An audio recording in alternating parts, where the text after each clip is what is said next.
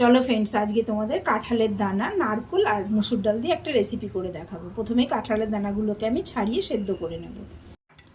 দেখো ফ্রেন্ডস, আমি কাঁঠালের দানাগুলো সেদ্ধ করে নিয়েছি। এবার কাঁঠালের দানা, আদা রসুন কাঁচা লঙ্কা আর নারকেল আর মসুর ডালটা ভিজিয়ে রেখেছিলাম, এটা আমি পেস্ট করে নেব।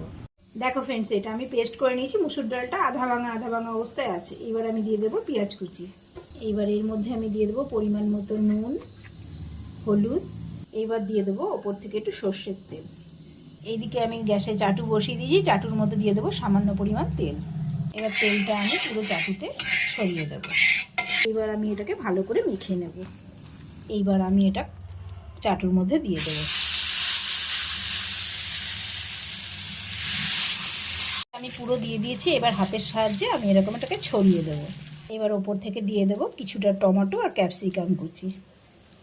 এটা এক পিঠ হয়ে গেছে। এবার এইটাকে আমি উল্টে নেব। এটা আমি প্লেটের সাহায্যে উল্টে নিলাম। এবার এটাকে খুন্তির সাহায্যে কেটে নিলাম। এই দেখো ফ্রেন্ডস, এটা হয়ে গেছে। এইবার এটাকে আমি নামিয়ে নেব। এই দেখো ফ্রেন্ডস, তৈরি আমার কলা পাতা ছাড়াই কাঁঠালের দানার পাতুরি। এইভাবে ট্রাই করো, আশা করি তোমাদের খুব ভালো লাগবে।